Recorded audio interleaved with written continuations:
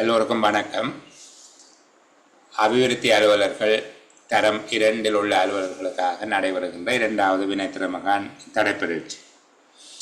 அதனுடைய 1வது வினாத்தாள் தாவண விதிக்கோவை மற்றும் செயல் ஒழுங்குகள் தொடர்பான 1வது வினாத்தாளுக்கான இன்னும் ஒரு வழிகாட்டல் செயலமர்வில் 2024 மே மாதம் 17ஆம் தேதி சந்திக்கிறோம். இது தொடர்பாக ஏற்கனவே முகாமைத்துவ சேவை உத்தியோகத்தர்களுக்கும் சமுர்த்தி முகாமையாளர்கள் மற்றும் சமுர்த்தி அபிவிருத்தி உத்தியோகத்தர்களுக்கும் நிகழ்த்தப்பட்ட செயலமர்வுகள் தொடர்பட்ட காணொளிகள் உங்களுடைய குழுவில் பதிவிடப்பட்டிருந்தது. புதிதாக இணைந்தவர்கள் ஏற்கனவே குழுவில் பதிவிடப்பட்ட விடயங்கள் தொடர்பாக உங்களுக்கு முன்னர் இணைந்து கொண்ட நண்பர்கள் சகோதரிகளிடமிருந்து நீங்கள் அந்த விடயங்களை பெற்றுக்கொள்ளலாம். அல்லது ஓரிரு நாள் இடைவெளியில் நன்மைகளை குழுவில் பகிர்கிற போது அவற்றை பெற்றுக்கொள்ளக்கூடியதாக இருக்கும். இப்போது நாங்கள் அரசாங்க சேவை ஆணைக்குழுவின் நடைமுறை விதிகள் தொடர்பான இன்னும் ஒரு செயலமர்வில் இணைந்திருக்கிறோம். அது தொடர்ச்சியான ஆரம்பத்தில் இருந்து இறுதி வரையிலான ஒரு ஒழுங்குமுறையான கற்றல் என்பது ஒரு விதமான சலிப்பு தருவதாக இருந்தது. 2 பிள்ளைகள் இது எல்லாம் சிலபஸில் இருக்குதா என்று கேட்கிறவர்களும் இருக்கிறோம். சரிதானே, இதெல்லாம் பாடத்திட்டத்தில் இருக்குதா என்று சொல்லி நான் ஆரம்பத்திலேயே உங்களுக்கு விளங்கப்படுத்தியிருக்கிறேன். தாவண விதிக்கோவையின் முதல் 5 அத்தியாயங்களுக்கு பதிலாக அரசாங்க சேவை ஆணைக்குழுவின் நடைமுறை விதிகள் இருக்கிறது. இது உங்களுடைய பிரதான உள்ளடக்கமாக இருக்கும். பரீட்சையில் மிக அதிகமான கேள்விகள் இதுக்குள்ளே தான் வரும். தாவண விதிக்கோவையினுடைய 47, 48ஆம் அத்தியாயங்களிலும் பொதுச்சேவை ஆணைக்குழுவின் நடைமுறை விதிகளிலும் அதிக அளவான வினாக்களை நீங்கள் எதிர்பார்க்கலாம். ஏனைய பகுதிகளில் நாங்கள் சில விடயங்களை தொட்டு காட்டி சொல்லித்தரோம். சரி, இன்றைக்கு நான் இதில் 2 முக்கியமான அத்தியாயங்களை பார்க்கறதுக்கு விரும்பியிருந்தேன். கொஞ்சம் கூடுதலான நேரம் எடுத்து நாங்கள் படிக்க வேண்டி இருக்குது. அதுக்கு ஏற்றபடி ஒத்துழைச்சிங்கன்னா நல்ல. சரிதானே, மற்ற விஷயங்களை ஒளிப்பதிவு இல்லாத நேரத்தில் தனியாக நான் திரும்ப கதைக்கிறேன். முதலாவதாக இன்றைக்கு அத்தியாயம் 15 பதவி வரிதாக்கல் தொடர்பாக பார்க்க இருக்கிறேன். சரி, பதவி வரிதாக்கல் மற்றும் இடமாற்றம் என்கிற 2 அத்தியாயங்களை இன்றைக்கு பார்க்கலாம் என்கிற என்னுடைய விருப்பமாக இருந்தது. அதற்கு ஏற்றபடி பதவி வரிதாக்கல் என்பது தொடர்பாக பார்க்கலாம். சரி, அனுமதிக்கப்பட்ட விடுமுறை இல்லாமல் கடமைக்கு வராமல் இருக்கும் உத்தியோகத்தர் ஒருவர் தானாகவே தனது பதவியை வெறிதாக்கியவராக, அதாவது தானாகவே அந்த பதவியை வேணாம் என்று விட்டுட்டு போனவராக கருதி நடவடிக்கை மேற்கொள்ளப்படலாம்.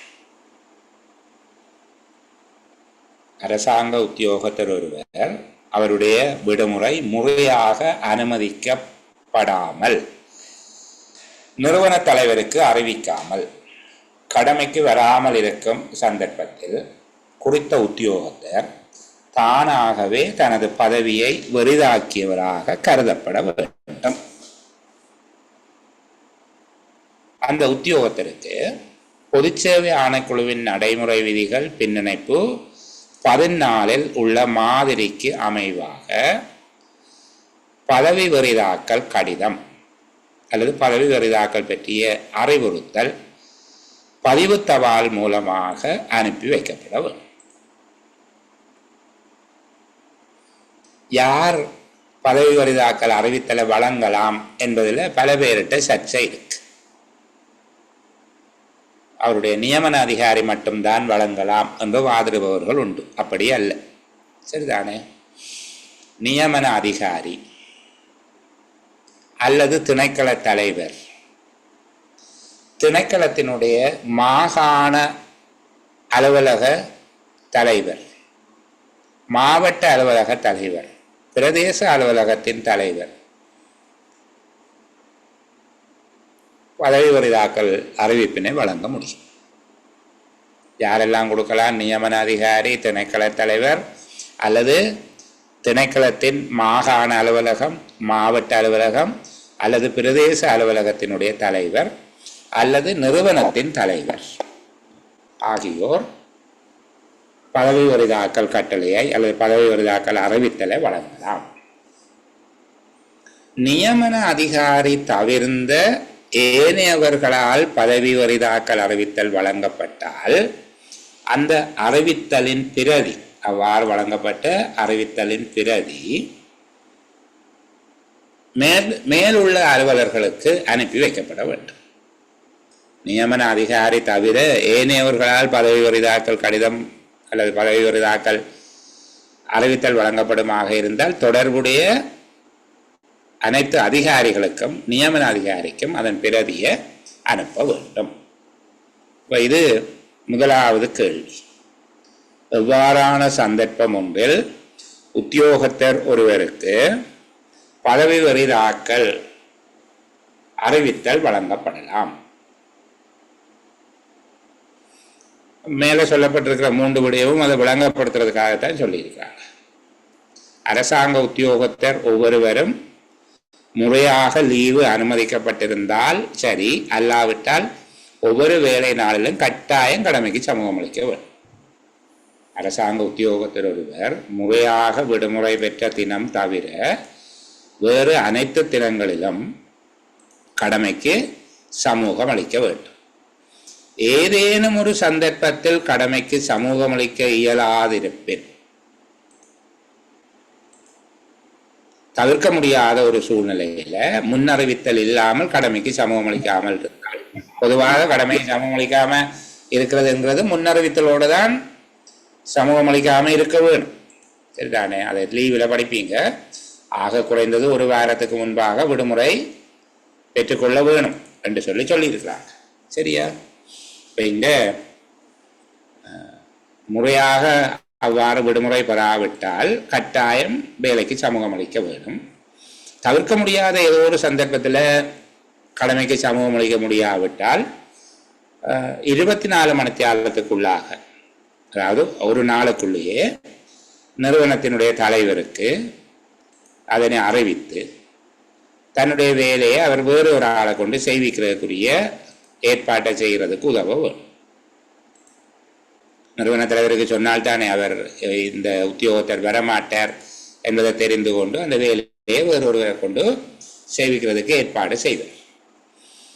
இப்படி முறையான விடுமுறை அனுமதி பெறாமலோ அல்லது நிறுவன தலைவருக்கு அறிவிக்காமலோ கடமைக்கு சமூகம் அளிக்காமல் இருக்கிற ஒரு உத்தியோகத்தர் தானாகவே தன்னுடைய பதவியை விட்டு நீங்கியவராக, பதவியை வெற்றும் விருதும் ஆக்கியவராக கருதி அவர் மீது நடவடிக்கை எடுக்க வேண்டும். இப்போ இந்த 3 படிமுறைகளையும் நீங்கள் சுருக்கமாக எழுதுறீங்க. அரசாங்க உத்தியோகத்தர் ஒருவரும் முறையாக விடுமுறை அனுமதிக்கப்பட்டிருந்தால் தவிர ஒவ்வொரு வேலை நாளிலும் சமூகம் அளிக்க வேண்டும். ஏதேனும் ஒரு சந்தர்ப்பத்தில் சமூகம் அளிக்க இயலாத போது நிறுவன தலைவருக்கு அறிவித்து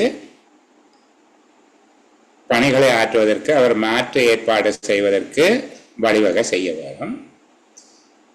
கடமைக்கு முன்னறிவித்தல் இல்லாமல், நிறுவன தலைவருக்கு அறிவிக்காமல் அல்லது முறையாக விடுமுறை பெறாமல் கடமைக்கு சமூகம் அளிக்காத உத்தியோகத்தர் ஒருவர் தானாகவே தன்னுடைய பதவியை பெரிதாக்கியவராக கருதப்பட வேண்டும். அதற்கு அமைய பின்னிணைப்பு 14 அவருக்கான பதவி வரிதாக்கல் கடிதம் வழங்கப்படலாம்.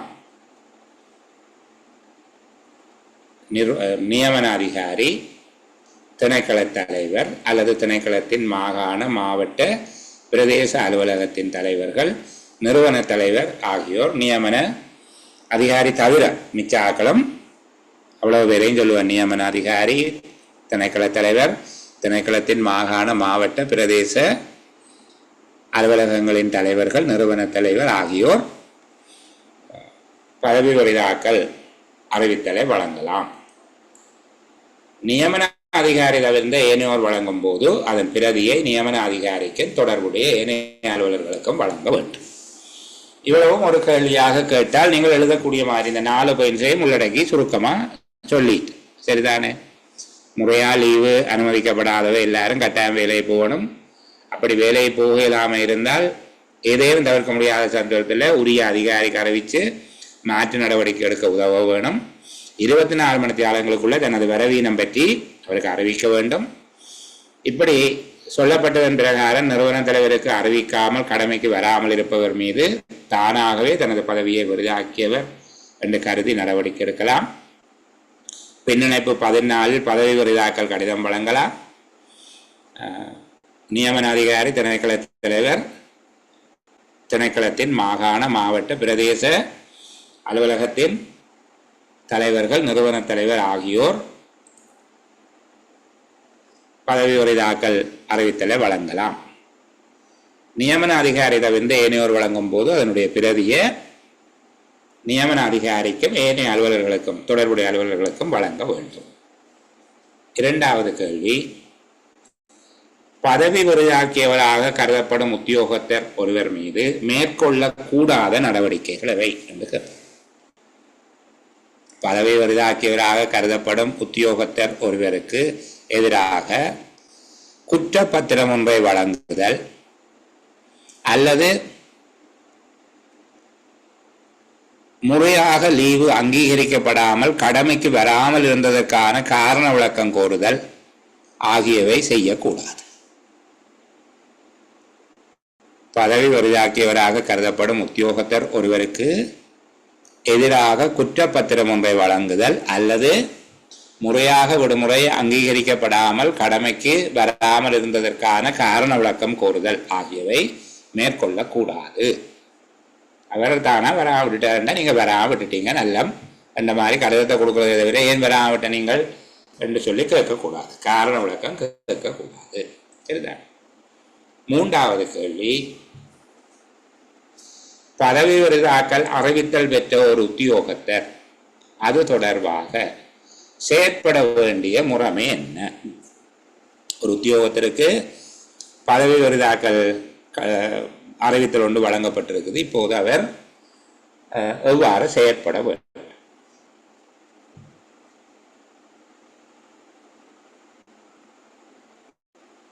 பதவி விருதாக்கல் வழங்கப்பட்ட திகதியிலிருந்து 3 மாத காலங்களுக்குள் தான் கடமைக்கு வராததற்கான காரணம் பற்றி எழுத்திலான விளக்கம் ஒன்றை தன்னுடைய ஒழுக்காற்று அதிகாரிக்கு வழங்கி தன்னை மீள சேவையில் அமர்த்துமாறு மேன்முறையீடு ஒன்றை சமர்ப்பிக்கலாம். யாருக்கு சமர்ப்பிக்க வேண்டும் என்றால் ஒழுக்காற்று அதிகாரிக்குத்தான் சமர்ப்பிக்க வேண்டும். அவர் வேலையில் இருந்த நிறுவனத்தில் போய் அதை கொடுக்க தேவையில்லை, கொடுக்கக்கூடாது. நிறுவனத்தில் வாங்கவும் மாட்டேன். அவர் இப்போது அந்த நிறுவனத்தினுடைய உத்தியோகத்தர் அல்ல. ஆனால் பல இடங்களில் என்ன செய்வார்கள் என்றால் அந்த நிறுவனத்தில் தான் அவர்கள் போய் நிற்பார்கள். 3 மாதம் முடியும் மட்டும் அங்கே போய் கடிதத்தை கொடுத்து பிரயோசனம் இல்லாமல் அலைஞ்சு அதுக்கு பிறகு விடயம் தெரிந்து தன்னுடைய நியமன அதிகாரி தான் அவருடைய ஒழுக்காற்று அதிகாரியாக இருப்பார். அங்கே போகிற போது காலம் கடந்து விட்டது என்று அவருடைய மேன்முறையீடு நிராகரிக்கப்பட்டது உண்டு. சரிதானே? இது சம்பந்தமாக நிறைய கதைகள் உண்டு. நான் அதை பற்றி இப்போ பேச இல்லை. இப்போ அடுத்த கேள்வி என்ன கேட்டாங்கள், பதவி விருதாக்கல் அறிவித்தல் பெற்ற ஒருவர் அது தொடர்பாக மேற்கொள்ளத்தக்க நடவடிக்கை அல்லது பதவி விருதாக்கல் அறிவித்தல் வழங்கப்பட்ட ஒருவர் அது தொடர்பில் மேன்முறையீடு செய்ய முறைமை என்ன? என்ன சொல்றீங்க? பதவி விருதாக்கல் அறிவித்தல் வழங்கப்பட்ட திகதியிலிருந்து 3 மாதங்களுக்குள் பதவி விருதாக்கல் கட்டளை பெற்றவர் தான் கடமைக்கு வராதிருந்ததற்கான காரணங்கள் தொடர்பாக எழுத்திலான விளக்கம் ஒன்றினை தனது ஒழுக்காற்று அதிகாரிக்கு சமர்ப்பித்து தன்னை மீள சேவையில் நியமிக்குமாறு மேன்முறையீடு ஒன்றை செய்யலாம். சரிதானே? இது எழுதுனீங்கன்னா முழுமையான புள்ளி அப்படியே வேணும். திரும்ப திரும்ப சொல்ல சளிப்படைகிறீங்களோ தெரியாது, எளிமையாக சொல்லிட்டு அங்கால போகிறேன். பதவி விருதாக்கல் கட்டளை வழங்கப்பட்ட ஒருவர் மேன்முறையீடு செய்யும் நடைமுறை யாது? பதவி விருதாக்கல் தொடர்பான அறிவித்தல் வழங்கப்பட்ட திகதியிலிருந்து 3 மாதங்களுக்குள் அவ்வாறு பதவி விருதாக்கல் கட்டளையை பெற்றவர் தான் கடமைக்கு வராததற்கான காரணங்கள் பற்றி எழுத்திலான விளக்கம் ஒன்றினை தனது ஒழுக்காற்று அதிகாரிக்கு சமர்ப்பித்து தன்னை சேவையில் மீள நியமிக்குமாறு மேன்முறையீடு ஒன்றை செய்யலாம். சரி, அடுத்தது பதவி உரிதாக்கல் கட்டளை வழங்கப்பட்ட ஒருவர், பதவி உரிதாக்கல் அறிவித்தல் என்ற வார்த்தையை பயன்படுத்துங்க. பதவி உரிதாக்கல் அறிவித்தல் கிடைக்கப்பெற்ற வழங்கப்பட்ட ஒருவர் சமர்ப்பிக்கும் மேன்முறையீட்டின் மீது ஒழுக்காற்று அதிகாரி மேற்கொள்ளக்கூடிய தீர்மானங்கள் எவை? அடுத்த கேள்வி என்ன கேட்டாங்கள்? பதவி உரிதாக்கல் அறிவித்தலுக்கு எதிராக மேன்முறையீடு செய்யப்பட்ட போது அல்லது செய்யப்பட்ட மேன்முறையீடு தொடர்பில், பதவி உரிதாக்கல் அறிவித்தலுக்கு எதிராக செய்யப்பட்ட மேன்முறையீடு தொடர்பில் ஒழுக்காற்று அதிகாரி மேற்கொள்ளக்கூடிய நடவடிக்கைகள் எவை என்று பார்ப்போம். என்னென்ன நடவடிக்கைகள்?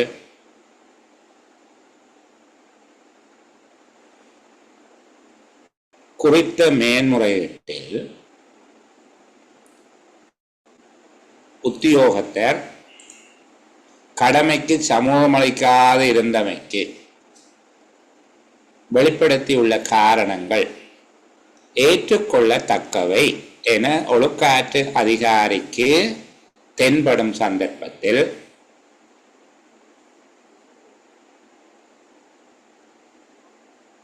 பொருத்தமான ஒழுக்காற்று தண்டனைகளுடன் அல்லது பொருத்தமான நிபந்தனைகளுடன் அல்லது பொருத்தமான ஒழுக்காற்று தண்டனைகள் மற்றும் பொருத்தமான நிபந்தனைகளுடன் தண்டனைகளோ நிபந்தனைகளோ இல்லாமல் குறித்த உத்தியோகத்தரை சேவையில் மீள அமர்த்த முடியும். முதலாவது விடயம் என்ன சொல்லுகிறோம்? பதவி உரிதாக்கல் அறிவித்தலுக்கு எதிராக செய்யப்பட்ட மேன்முறையீடு ஒன்று தொடர்பாக ஒழுக்காற்று அதிகாரி மேற்கொள்ளத்தக்க தீர்மானங்கள் எவை? முதலாவது தீர்மானத்தை சொல்கிறோம். மேன்முறையீட்டில் உத்தியோகத்தர் கடமைக்கு சமூகமளிக்காததற்காக வெளிப்படுத்தப்பட்ட காரணங்கள் ஏற்றுக்கொள்ளத்தக்கவை என ஒழுக்காற்று அதிகாரி கருதும் போது குறித்த மேன்முறையீட்டாளரை பொருத்தமான ஒழுக்காற்று தண்டனைகளுடன் அல்லது பொருத்தமான நிபந்தனைகளுடன் அல்லது பொருத்தமான ஒழுக்காற்று தண்டனைகள் மற்றும் நிபந்தனைகளுடன், நான்காவது தண்டனைகள் நிபந்தனைகள் எதுவும் இன்றி மீள சேவையில் அமர்த்த முடியும்.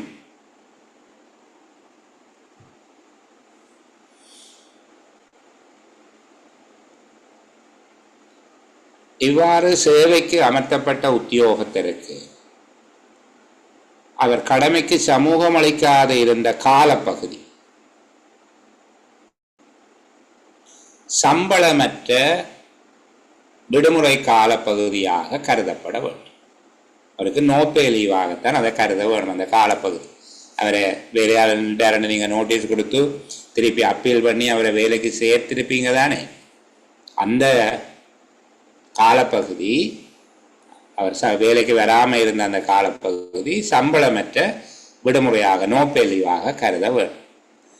பதவி உயர்வு, ஓய்வூதிய கணிப்பீடு அல்லது வேதனை ஏற்றங்கள், வேறு விதமான நன்மைகள் என்பவற்றை கணிப்பதற்கு அந்த காலப்பகுதியை கணிப்பீட்டில் கொள்ளக்கூடாது.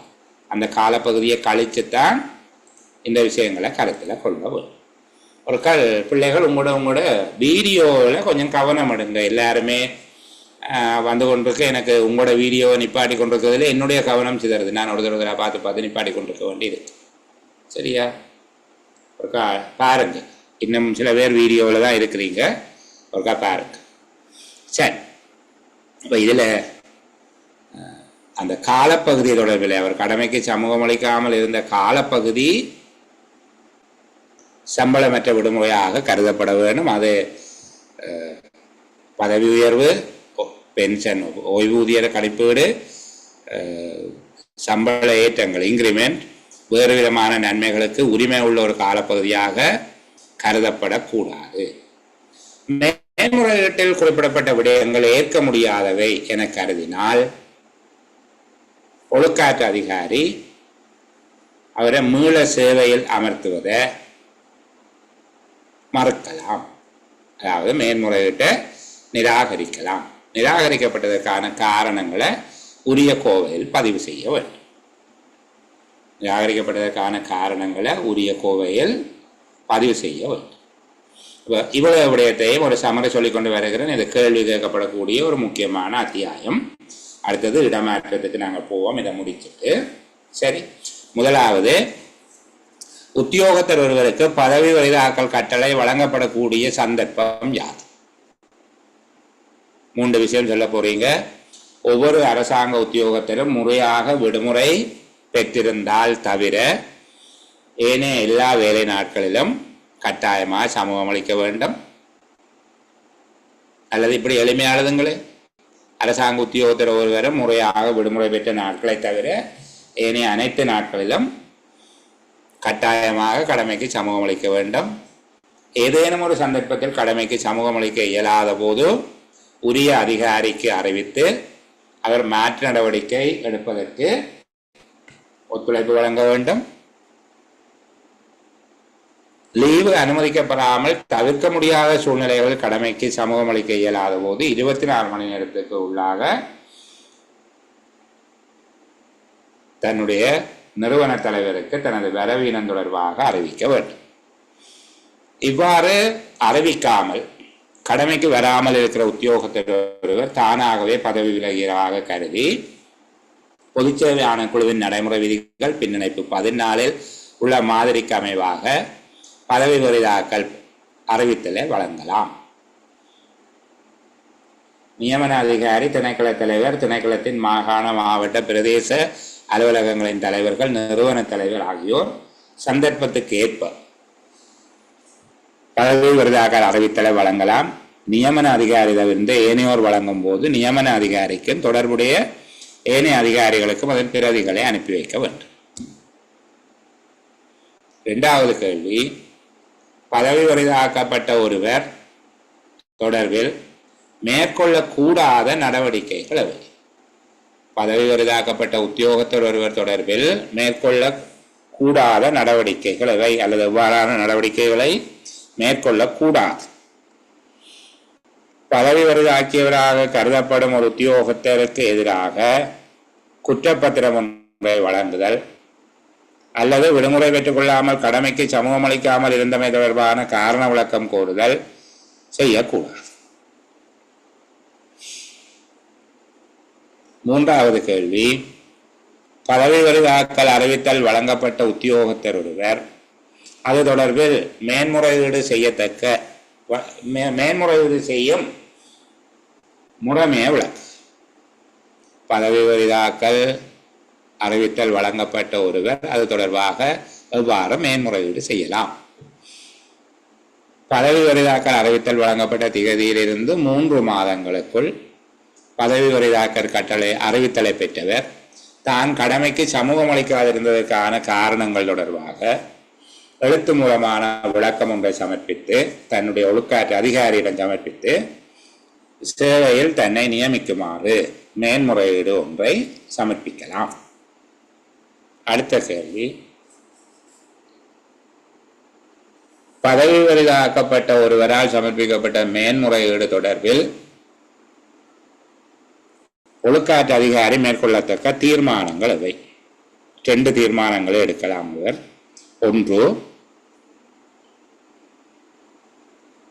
மேன்முறையீட்டில் கடமைக்கு சமூகம் அளிக்காதிருந்ததற்காக குறிப்பிடப்பட்ட காரணங்கள் பொருத்தமானவை என கருதும் போது கடமைக்கு சமூகம் அளிக்க தவறிய உத்தியோகத்தர் மீது பொருத்தமான ஒழுக்காற்று தண்டனைகளுடன் அல்லது பொருத்தமான நிபந்தனைகளுடன், பொருத்தமான தண்டனை மற்றும் நிபந்தனைகளுடன், தண்டனைகளோ நிபந்தனைகளோ இல்லாமல் குறித்த உத்தியோகத்தரை மீள சேவையில் அமர்த்தலாம்.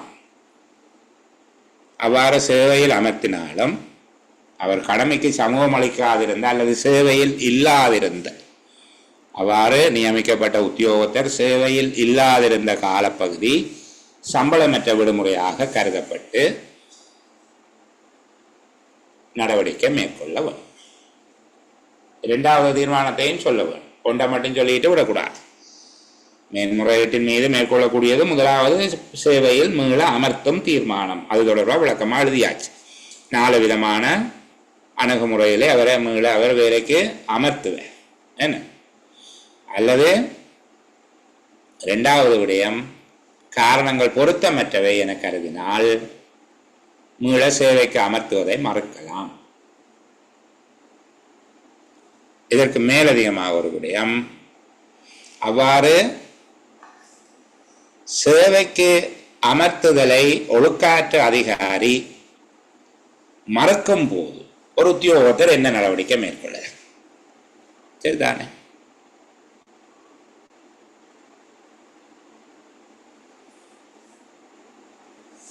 ஆறு மாத காலப்பகுதிக்குள், அதாவது அவருடைய மேன்முறையீடு நிராகரிக்கப்பட்டு வழங்கப்பட்ட தீர்மானம் 6 மாத காலப்பகுதி முடிவடைவதற்கு முன்பாக அரசாங்க சேவை ஆணைக்குழுவுக்கு மேன்முறையீடு ஒன்றை சமர்ப்பிக்கலாம். அரசாங்க சேவை ஆணைக்குழுவுக்கு மேன்முறையீடு ஒன்றை சமர்ப்பிக்கலாம். அரசாங்க சேவை ஆணைக்குழுவே ஒழுக்காற்று அதிகாரியாக இருந்தால் அப்போது முதலாவது வேண்டுகோளை அவர் முதலாவது மேன்முறையீட்டை அரசாங்க சேவை ஆணைக்குழுவுக்கு தான் சமர்ப்பித்திருப்பார். ஏனையவர்கள் இருந்தால் அவர்களுக்கு கொடுத்து அவர்கள் நிராகரித்தால் ஆணைக்குழுவுக்கு சமர்ப்பிக்கலாம். இவ்வாறு எந்த ஒரு சந்தர்ப்பத்திலாவது ஆணைக்குழுவினால் மேன்முறையீடு நிராகரிக்கப்பட்டால் அது தொடர்பாக ஆணைக்குழுவின் தீர்மானம் தொடர்பாக திருப்தி அடையாத ஒரு உத்தியோகத்தர் நிர்வாக மேன்முறையீட்டு நியாய சபை மீது மேன்முறையீடு சமர்ப்பிக்கலாம். AAT என்று சொல்லுவாங்களே, AT, சரிதானே? அதாவது இது நீதி அமைச்சின் கீழே, நீதி சேவை ஆணைக்குழுவுகளை இயங்கும். எப்பவுமே பொதுச்சேவை ஆணைக்குழுவினுடைய தீர்மானங்கள் தொடர்பில் திருப்தி அடையாதவர்கள் அடுத்த மேன்முறையீடு செய்கிறது நிர்வாக மேன்முறையீட்டு நியாய சபையிடம் மேன்முறையீடு ஒன்றை செய்யலாம்.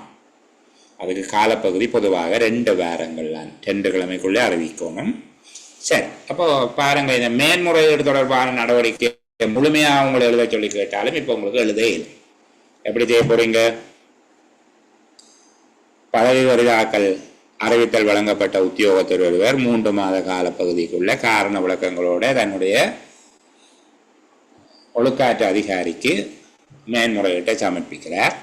ஒழுக்காற்று அதிகாரி காரணங்களை ஏற்றுக்கொண்டால் அவரை மீள நியமிக்கலாம். சேவையில் இல்லாதிருந்த காலத்தை சம்பளமற்ற விடுமுறையாக கருதி நடவடிக்கை எடுக்கலாம்.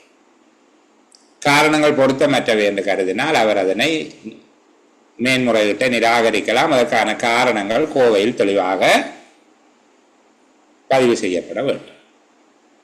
அவ்வாறு நிராகரிக்கப்படுகிற போது 2வதாக 6 மாத காலப்பகுதிக்குள்ள பொதுச்சேவை ஆணைக்குழுவிடம் முறையீடு செய்யலாம். மேன்முறையீடு பொதுச்சேவை ஆணைக்குழுவுக்கு முன்வைக்கப்படும். உரிய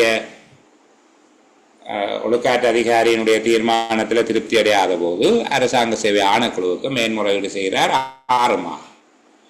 அரசாங்க சேவை ஆணைக்குழுவின் தீர்மானம் நிராகரிப்பாக கிடைத்தால், அரசாங்க சேவை ஆணைக்குழு மேன்முறையீட்டினை நிராகரித்திருக்குமாக இருந்தால் அது தொடர்பாக 2002ஆம் ஆண்டின் 4ஆம் இலக்க நிர்வாக மேன்முறையீட்டு நியாய சபை சட்டத்தின் கீழ் ஸ்தாபிக்கப்பட்டுள்ள நிர்வாக மேன்முறையீட்டு நியாய சபையிடம் மேன்முறையீடு செய்யலாம். சரி, இவ்வளவுதான் பதவி வரிதாக்கல் தொடர்பான விடயங்கள். நான் நினைக்கிறேன் இதில் முழுவதும் தெளிவுபட உண்மையில் பேச வேண்டிய நேரத்தை விட மேலதிகமாக நேரம் எடுத்து பேசியிருக்கிறோம். இப்போ நாங்கள் இடமாற்றம் என்கிற பகுதிக்குள்ள போவோம். சரியா? இடமாற்றம் தொடர்பாக ஒரு கால் கலந்து பேசுவோம்.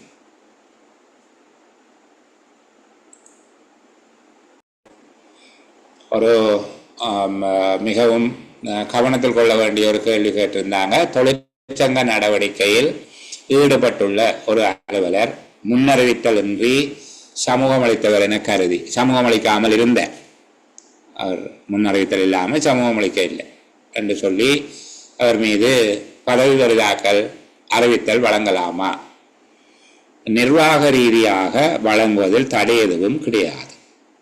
நிர்வாக ரீதியாக அவர் தொழிற்சங்க நடவடிக்கைகளில் ஈடுபட்டாரா அதெல்லாம் இல்லை, எங்களுக்கு சொல்ல இல்லை, வேலைக்கு வர இல்லை, அதுக்கு தடை எதுவும் கிடையாது. ஆனால் பொதுவாக தொழிற்சங்க நடவடிக்கையில் ஈடுபடுபவர்கள் கூட சுகையின விடுமுறை போராட்டம் என்று சொல்லி அறிவிச்சிட்டுத்தான் வேலையை போகாமல் நிற்கிறது. அப்படித்தான் நிற்க வேணும். அவர்கள் சுகையின விடுமுறை போராட்டம் என்று தான் சொல்லுவார்கள். சுகையினம் என்று சொல்லி தந்தி அடிப்பார் அல்லது SMS போடுவீங்க. சரிதானே? அவ்வாறு இல்லாமல் இருந்தால் பதவி வரிதாக்கல் அறிவித்தல் ஒன்று வழங்கப்பட்டால் அதை நீங்கள் சவாலுக்கு உட்படுத்த முடியாது. ஆனால் பெரும்பாலும் நடைமுறையில் தொழிற்சங்கத்தினுடைய பலம் கருதி அல்லது தொழிலாளர்களுடைய உணர்வுகளுக்கு மதிப்பளிக்க வேண்டும் என்கிற அடிப்படையில் அவ்வாறான சந்தர்ப்பத்தில் பதவி வரிதாக்கல் வழங்கப்படுவது குறைவு, அறவே இல்லை என்ற வார்த்தையை பயன்படுத்த மாட்டேன். அவ்வாறு நிகழ்ந்த சந்தர்ப்பங்கள் மிகவும் அரிது. அதுதான் நான் சொல்லக்கூடிய விளக்கம். சரிதானே?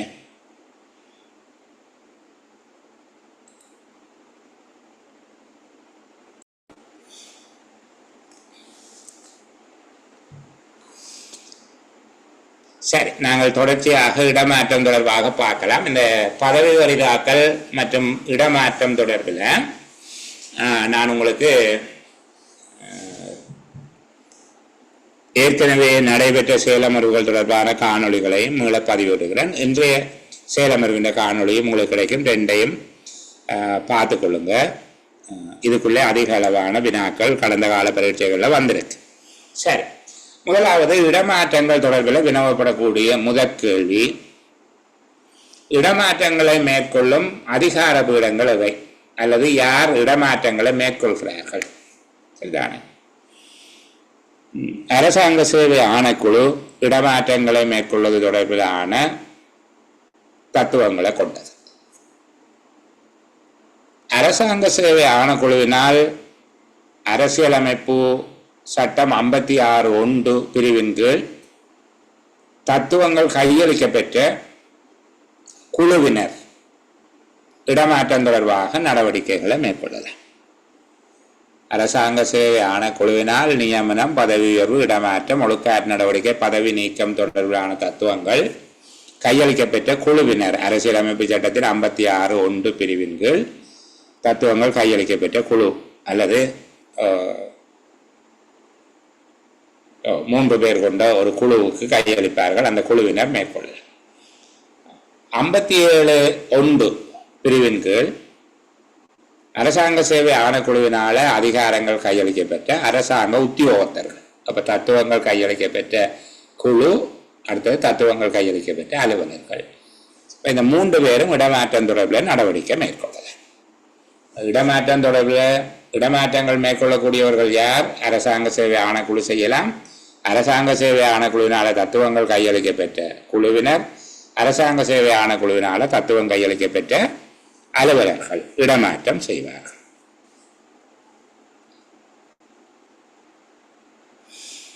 இடமாற்றத்தின் வகைகள் எவை? அடுத்த கேள்வி. சரிதானே? இடமாற்றங்கள் எத்தனை வகைப்படும்?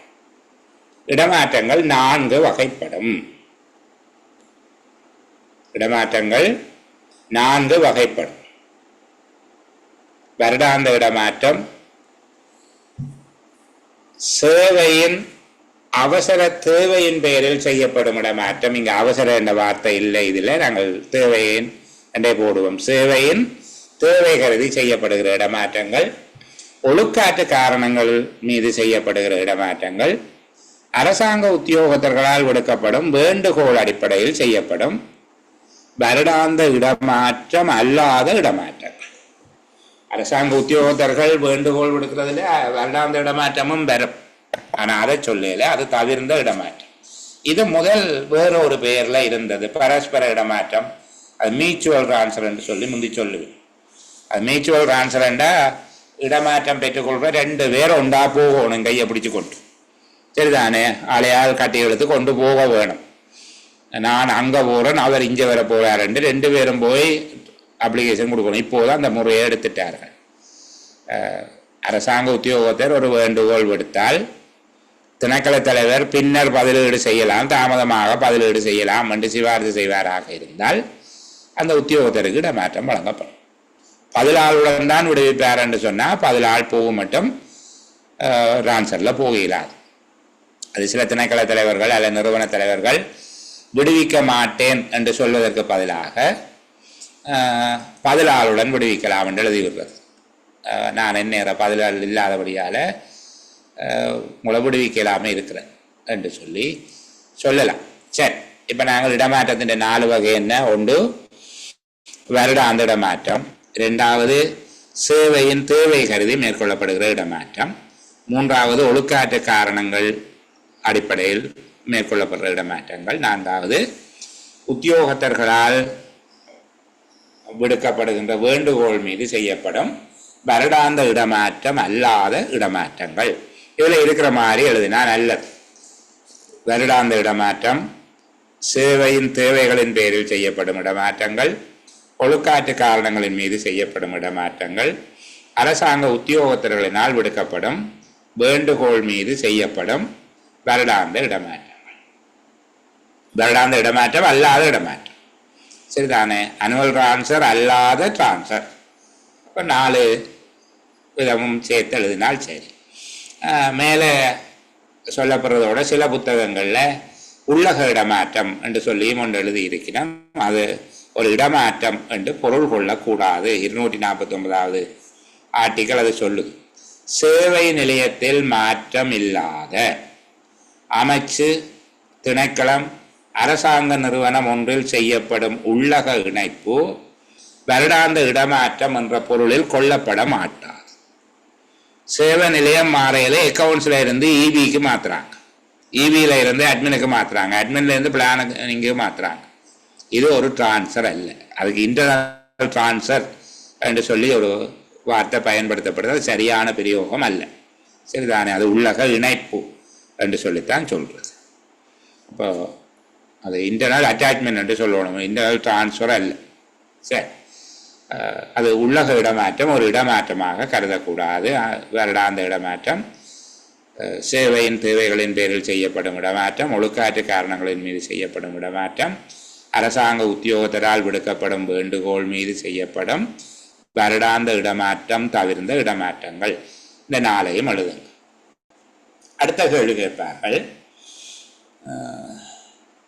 அரசாங்க உத்தியோகத்தர் ஒருவரை இடமாற்றுவதன் மூலமாக அடைய எதிர்பார்க்கப்படும் பெறுபேறுகள் அவை அல்லது குறிக்கோள்கள் அவை. சரிதானே? அரசாங்க உத்தியோகத்தர் ஒருவரை இடமாற்றம் செய்வதன் மூலமாக அடைய எதிர்பார்க்கப்படுகின்ற குறிக்கோள்கள் அவை. இப்போ இதில் 8 குறிக்கோள்கள் சொல்லப்பட்டிருக்குது. நீங்கள் இந்த கோட்டுக்கு மேலே இருக்கிற 5 நிறுவனம் பெற எதிர்பார்க்கும் நன்மைகள், அதுக்கு கீழே இருக்கிற 3 உத்தியோகத்தருக்கு வழங்க எதிர்பார்க்கிற நன்மைகள் என்பதாக பார்த்துக்கொள்ள வேண்டும். அரசாங்க உத்தியோகத்தர் இடமாற்றம் செய்வதன் மூலமாக அடைய எதிர்பார்க்கப்படுகின்ற குறிக்கோள்கள், முதல் 5 குறிக்கோள்கள் நிறுவனம் சார்ந்தது, மிச்சம் 3 குறிக்கோளும் உத்தியோகத்தர் சார்ந்தது. முதல் 5ஐயும் பாருங்க. நிறுவனத்தில் உள்ள வெற்றிடத்தை நிரப்புவது, நிறுவனத்தின் நிர்வாக தேவைகளை நிறைவு செய்வது, நிறுவனத்தின் உற்பத்தி திறனை மேம்படுத்துவது அல்லது வினைத்திறன் விளைதிறன் ஆகியவற்றை மேம்படுத்துகிற ஆக்கத்திறன் என்று போட்டிருக்காங்க. நிறுவனத்தின் வினைத்திறன் ஆக்கத்திறனை மேம்படுத்துவது, ஒழுக்காற்று தேவைப்பாடுகளை நிறைவு செய்வது, ஒழுக்காற்று கட்டளையை நடைமுறைப்படுத்துவது. ஒழுக்காற்று தேவைப்பாடு, ஒழுக்காற்று நடைமுறையின் தேவைப்பாடு என்றது வேறு, ஒழுக்காற்று கட்டளை என்றது வேறு. ஒழுக்காற்று விசாரணை ஒன்றை செய்வதற்கு தேவைப்பட்டால் செய்கிற இடமாற்றம் தான் ஒழுக்காற்று நடைமுறையின் தேவைகளை நிறைவு செய்தல். ஒழுக்காற்று கட்டளையை நடைமுறைப்படுத்துவது என்பது தண்டனையாக இடமாற்றம் வழங்கப்பட்டால் ஒழுக்காற்று கட்டளை. சரி, அப்போ இங்கே 5 நன்மைகள், 5 நோக்கங்கள் இருக்கு. நிறுவனத்தில் வெற்றிடத்தின்ற போது நிறுவனத்தினுடைய நிர்வாக தேவைகளை நிறைவு செய்வது, நிறுவனத்தின் வினைத்திறன் ஆக்கத்திறனை மேம்படுத்துவது, ஒழுக்காற்று நடைமுறை தேவைப்பாடுகளை பூர்த்தி செய்வது, ஒழுக்காற்று கட்டளையை நடைமுறைப்படுத்துவது. உத்தியோகத்தருக்கு என்ன நன்மைகள் கொடுக்க எதிர்பார்க்கிறாங்க? உத்தியோகத்தர் பரந்த துறையில் அனுபவம் பெறுவதற்கு சந்தர்ப்பம் வழங்குதல். வெவ்வேறு இடங்களில் வெவ்வேறு திணைக்களங்கள் வெவ்வேறு அலகுகள் பிரிவுகளில் இடமாற்றம் வழங்குவதன் மூலமாக அவருக்கு வெவ்வேறு துறைகளில் அனுபவம் பெறுவதற்கான சந்தர்ப்பத்தை கொடுக்கலாம். தொழில்சார் அபிவிருத்தி அவருடைய தேர்ச்சிகள் மேம்படுத்துவதற்கு, அலுவலருடைய சொந்த கஷ்டங்களுக்கு ஒரு தீர்வு கொடுப்பதற்கு, உத்தியோகத்தர் அனுபவிக்கும் சொந்த கஷ்டங்களுக்கு ஒரு நிவாரணம் வழங்குவது ஆகிய 8 இலக்குகளை கருத்தில் கொண்டு பொதுவாக இடமாற்றங்கள் செய்யப்படுகிறது. இடமாற்ற கட்டளை ஒன்று கிடைக்கப்பெற்ற உத்தியோகத்தர் தொடர்பில் அவருடைய நிறுவன தலைவருடைய பொறுப்பு என்ன? இதை ஒரு கால் உங்களுடைய நிறுவன தலைவர் ஆக்களுக்கு வாசித்து காட்டுங்க. இடமாற்ற கட்டளை ஒன்று வழங்கப்பட்ட உத்தியோகத்தர் ஒருவர் உரிய திகதியில் அவருடைய புதிய சேவை நிலையத்தில் கடமையை பொறுப்பேற்பதற்கு ஏற்ற வகையில் தற்போதைய சேவை நிலையத்தில் இருந்து முறையாக விடுவித்தல் நிறுவன தலைவர், திணைக்கள தலைவர், அமைச்சு செயலாளரின் பொறுப்பாகும். இங்க பின்னுக்கு படிப்பீங்கள். இவருக்கு பதிலால் வரட்டும், அது வரைக்கும் காத்திருக்கலாம் என்று வச்சிருக்கிற ஒரு நிறுவன தலைவர் மீது அவருடைய மேலதிகாரி ஒழுக்காற்று நடவடிக்கை எடுக்க வேணும் என்று சொல்லப்பட்டிருக்கு. அது எங்களோட மேலதிகாரிக்கும் தெரிகிறதில்ல, நிறுவன தலைவருக்கும் தெரியாதபடியால பிரச்சனை இல்லாம போகுது. சரிதானே? இந்த விடயங்கள் மேலதிகமாக சொல்லப்பட்டிருக்கு. இதெல்லாம் இவி எக்ஸாமில் கேட்பாங்களோ தெரியல, நான் உங்களுக்கு சொல்ல வேணும் என்று மனசில்பட்டதை சொன்னேன். அப்போ அரசாங்க நிறுவனம் ஒன்றில் பணியாற்றுகிற உத்தியோகத்தருக்கு ஒரு இடமாற்ற கட்டளை கிடைக்கப்பெற்றால் அவர் உரிய திகதியில் புதிய சேவை நிலையத்தில் கடமையை பொறுப்பேற்பதற்கு ஏற்ற விதமாக தற்போதைய சேவை நிலையத்திலிருந்து முறையாக விடுவிப்பது நிறுவன தலைவர் அல்லது திணைக்கள தலைவர் அல்லது அமைச்சு செயலாளருடைய பொறுப்பாக இருக்கும். சரி, இப்போ இந்த 4 இடமாற்றங்கள் தொடர்பிலையும் நாங்கள் பார்க்க போகிறோம். வருடாந்த இடமாற்றங்கள் கொஞ்சம் பெருசாக இருக்கிறதால அதை கடைசியாக பார்க்கலாம் என்கிற அடிப்படையில் மற்ற 3 இடமாற்றங்களையும் முதல்ல பார்த்துட்டு வருடாந்த இடமாற்றங்களை பற்றி தாமதமாக பேச போகிறோம். சரிதானே? வருடாந்த இடமாற்றங்கள் அதிக அளவில் கேள்விகள் வருகிற இடம். கொஞ்சம் நிதானமாக பார்ப்போம். இதை பார்த்துட்டு வந்து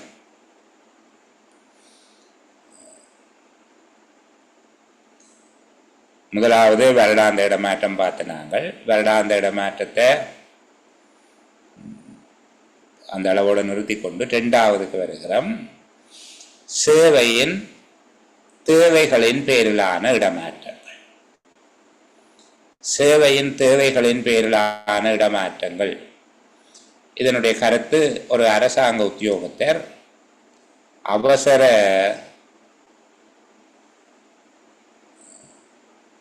தேவை கருதி வேறு ஒரு இடத்துக்கு மாற்றப்படுகிறது. ஒரு சகோதரன் கேள்வி கேட்டுக்கிறாங்க, வாரம் பார்த்துட்டு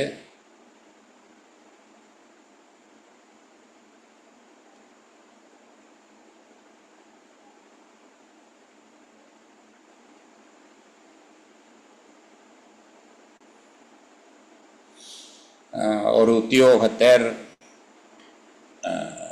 வேறொரு திணைக்களத்தை சேர்ந்த ஒரு உத்தியோகத்தர் வாரத்தில் ஒரு நாள் மாத்திரம், திங்கட்கிழமை மாத்திரம் பிரதேச செயலகத்துக்கு இணைப்பு செய்யப்பட்டு அங்கு ஒப்பமிடுகிறார்.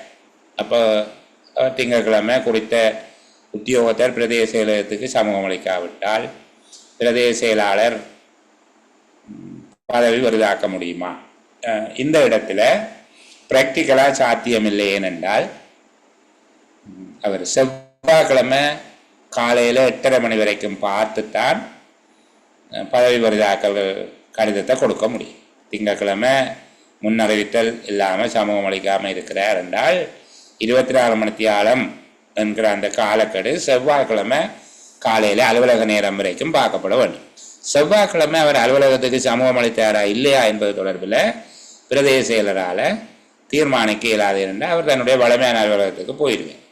ஆகவே திங்கட்கிழமை அவர் கடமைக்கு சமூகம் அளிக்கவில்லை என்பது தொடர்பில், அதாவது உரிய அறிவித்தல் இல்லாமல் அல்லது விடுமுறை அனுமதிக்கப்படாமல் சமூகம் அளிக்காமல் இருக்கிறார் என்பதை உரிய நிறுவனத்தினுடைய தலைவருக்கு, அந்த குறித்த உத்தியோகத்தர் செவ்வாய்க்கிழமை எங்கே போவார், அவருடைய நிரந்தர அலுவலகம் எதுவோ அதுக்கு அறிவிக்க வேணும். செவ்வாய்க்கிழமை அவர் அங்கே போகாமல் இருந்தார் என்றால் அந்த அலுவலகம் தான் அவர் மீது நடவடிக்கை எடுக்கும். என்ற ஒரு நாள்ங்கிறதால அந்த 24 மணித்தியால பிரச்சனை இருக்கும். இது ப்ராக்டிக்கலாக செய்ய இயலாது. சரி, நாங்கள் இதுக்கு வரும். சரிதானே? ஈவிக்கு படிப்போம். அடுத்து என்ன கேட்டிருக்காங்க? சேவையின் அவசர தேவைகளின் பேரிலான இடமாற்றம் என்றால் என்ன என்று பார்ப்போம். சரிதானே? அப்போ இங்கே ஒரு அரசாங்க உத்தியோகத்தருடைய சேவை அவசரமாக தேவைப்படுகிற நேரத்தில் நியமன அதிகாரி அல்லது தத்துவங்கள் கையளிக்கப்பட்ட அதிகாரியினால சேவையின் தேவையின் பேரிலான இடமாற்றங்கள் செய்யப்படலாம். ஒரு உத்தியோகத்தருக்கு எப்படியான சந்தர்ப்பத்தில் இவ்வாறான இடமாற்றம் வழங்கப்படும்? 3 சந்தர்ப்பம் சொல்லப்பட்டிருக்குது. முக்கியமாக பார்த்துக்கொள்ளணுமா? சேவையின் அவசர தேவைகளின் பேரில் செய்யப்படுகின்ற இடமாற்றம் என்பது அவசர தேவை கருதி நியமன அதிகாரி அல்லது தத்துவம் கையளிக்கப்பட்ட அதிகாரியினால செய்யப்படலாம். ஒரு அரசாங்க உத்தியோகத்தரின் சேவைகள் அவர் தற்போது கடமையாற்றும் நிலையத்தில் இனிமேலும் தேவைப்படாது என்கிற சந்தர்ப்பத்தில் இவ்வாறான சேவையின் தேவை கருதிய இடமாற்றம் செய்யப்படலாம். நான் அடிக்கடி சொல்லுகிற உதாரணம், ஒரு படகு கட்டுமான அரச நிறுவனம் ஒன்று இருக்குது. அதில் ஒரு கடலோட்டு எந்திரவியல் பொறியியலாளர், ஒரு மெரைன் என்ஜினியர் இணைக்கப்பட்டிருக்கிறார். அங்கே திட்டமிடப்பட்ட படகுகள் உரிய எண்ணிக்கையில் கட்டுமானம் நிறைவடைந்து விட்டது. தொடர்ந்து அவர் அங்கே வச்சிருக்கிறதுல தேவையில்லை. அவருடைய சேவை இனிமேலும் இந்த நிறுவனத்துக்கு அல்ல இந்த சேவை நிலையத்தில் தேவைப்படாது என்கிற போது அவரை சேவையின் தேவை கருதிய இடமாற்றம் செய்யலாம். இன்னொன்று, வேறு ஒரு மாவட்டத்தில் புதிதாக ஒரு படகு கட்டுமான கரத்திட்டம் ஒன்று நடைபெறுகிறது. அங்கே தேவைப்படுகிறார், இங்கே தேவையில்லை அல்லது அங்கே தேவைப்படுகிறார் என்கிற போது அவர் அங்கே இடமாற்றம் செய்யப்படலாம். வேறு ஒரு சேவை நிலையத்தில் குறிப்பிட்ட உத்தியோகத்தரின் சேவை தேவைப்படும் போது அல்லது அந்த உத்தியோகத்தருடைய சேவைதான் தேவை என்ற போது, அவருடைய சேவை தேவைப்படும் போது அல்லது அவருடைய சேவையே தேவைப்படும் போது, அது ஒரே ஒரு ஆள் தான் இருக்கிறார் அல்ல அவரை விட்டால் வேறு ஆள் இல்லை என்ற சூழல், அதை சொல்வதற்காக அதை பயன்படுத்தி இருக்கிறார்கள். 3வது, தற்போதைய சேவை நிலையத்தில் அவரை தொடர்ந்தும் வைத்திருப்பது நிர்வாக காரணங்களால் பொருத்தமற்றது என்றால் சேவையின் தேவை கருதிய இடமாற்றத்துக்குள்ள செய்யலாம். உதாரணத்துக்கு, இலங்கை நிர்வாக சேவை அதிசிறப்பு தரம் சுப்ரா வந்த உடனே தொடர்ந்தும் அவரை பிரதேச செயலராக அல்லது சமுத்தி பணிப்பாளராக அல்லது மேலதிக அரசாங்க அதிபராக வைத்திருப்பது நிர்வாக ரீதியாக பொருத்தமற்றது. ஆகவே அடுத்த வருடாந்த இடமாற்றம் பெற மட்டும் அவர் அங்கே வச்சிருப்பாங்களோ இல்லை, உடனடியாக அவருக்கு இடமாற்றம் பெறும். அதுதான் தற்போதைய சேவை நிலையத்தில் தொடர்ந்து வைத்திருப்பது நிர்வாக காரணங்களின் அடிப்படையில் பொருத்தமற்றதாக காணப்படும் போது. 3 சந்தர்ப்பங்களில் நீங்கள் சொல்ல போறீங்க, அரசாங்க உத்தியோகத்தரின் சேவைகள் அவருடைய தற்போதைய நிலையத்தில் தேவைப்படாத போது, வேறொரு நிலையத்தில் குறிப்பிட்ட உத்தியோகத்தரின் சேவை தேவைப்படும் போது அல்லது அந்த உத்தியோகத்தருடைய சேவையே தேவைப்படும் போது.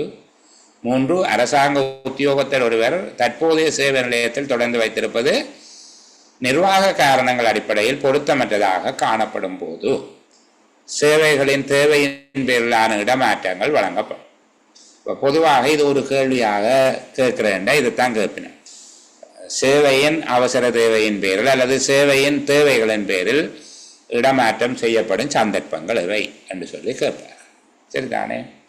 இவ்வாறு இடமாற்றம் செய்யப்படும் போது இந்த 3 நிபந்தனைகளில் ஏதேனும் ஒரு நிபந்தனை உள்ளது என்பதும், அடுத்த ஆண்டு இடமாற்றம் வரைக்கும் அவருடைய இடமாற்றத்தை தாமதிக்க முடியாது என்பதையும் உறுதி செய்த பின்னர் இடமாற்றம் செய்யலாம். அடுத்தது, ஒழுக்காற்று காரணங்களின் பேரிலான இடமாற்றங்கள். ஒழுக்காற்று காரணங்களின் பேரில் செய்யப்படுகிற இடமாற்றம் 3 சந்தர்ப்பங்களில் செய்யலாம். ஒழுக்காற்று காரணங்களின் பேரிலான இடமாற்றம் முன்னறிவித்தல் எதுவும் வழங்கப்படாமல் நியமன அதிகாரியினால் அல்லது தத்துவங்கள் கையளிக்கப்பெற்ற அதிகாரியினால் மேற்கொள்ளப்படலாம். பிறகு ஒழுக்காற்று காரணங்களின் பேரிலான இடமாற்றத்துக்கு போதிய முன்னறிவித்தல் தெரியலை என்று போய் நிற்கிறீங்களே, சரிதானே? ஒழுக்காற்று காரணங்களின் பேரில் செய்யப்படுகிற இடமாற்றம் உடனடியாக அமுலுக்கு வரும் வகையிலான இடமாற்றமாக இருக்கும். அதற்கு முன்னறிவித்தல் கொடுக்க தேவையில்லை. நியமன அதிகாரி அல்லது தத்துவம் கையளிக்கப்பெற்ற அதிகாரி. தத்துவம் கையளிக்கப்பெற்ற அதிகாரி என்பது பொது சேவை ஆணைக்குழுவினால் தத்துவங்கள் கையளிக்கப்பெற்ற ஒரு குழு அல்லது அலுவலர் என்பதை குறிக்கும். மேற்கொள்ளலாம். 3 நோக்கங்கள் கவனிங்க. நான் கீழே இருந்து சொல்லுகிறேன். ஆரம்ப விசாரணையின் தொடக்கத்தில் காணப்படுகின்ற சூழ்நிலைகளை அவதானிக்கும் போது உத்தியோகத்தரை அவருடைய பதவியில் அல்லது தற்போதைய சேவை நிலையத்தில் வைத்திருப்பது ஆரம்ப விசாரணை நடத்துவதை தடை செய்யும் என தென்படும் சந்தர்ப்பத்தில், முதலாவது, உத்தியோகத்தர் ஒருவரை அவருடைய பதவியில் அல்லது தற்போதைய சேவை நிலையத்தில் வைத்திருப்பது ஆரம்ப விசாரணை நடத்துவதை தடைப்படுத்தும் என தென்படும் போது, ஆரம்ப விசாரணையை ஆரம்பிக்கும் போது அவ்வாறு தென்படுமாக இருந்தால் அவரை ஒழுக்காற்று காரணங்களின் பேரில் உடனடியாக இடமாற்றம்.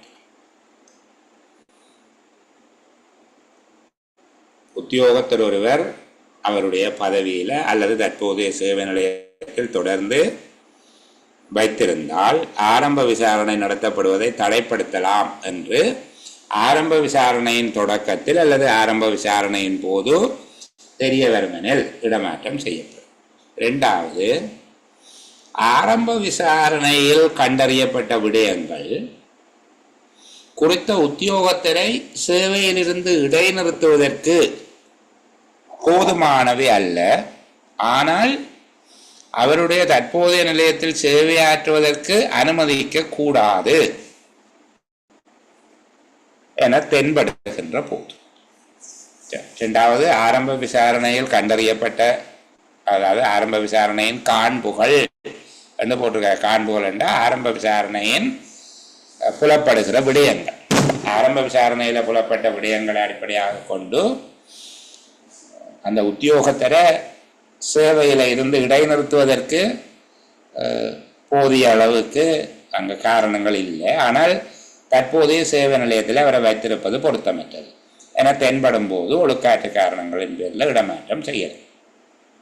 3வது, உத்தியோகத்திற்கு எதிராக முறைப்படி ஒழுக்காற்று விசாரணை நடத்தப்பட்டு ஒழுக்காற்று கட்டளையில் இடமாற்றம் ஒரு தண்டனையாக வழங்கப்பட்டிருந்தால் ஒழுக்காற்று காரணங்களின் பேரில் இடமாற்றம் செய்யலாம். அப்போ நான் இந்த அது நிகழ்கிற ஒழுங்குல கீழே இருந்து மேலே சொல்லியிருக்கிறேன், சரிதானே? முதலாவது, ஆரம்ப விசாரணை நடத்துவதற்கு அவர் தடையாக இருப்பார் என தென்பட்டால்.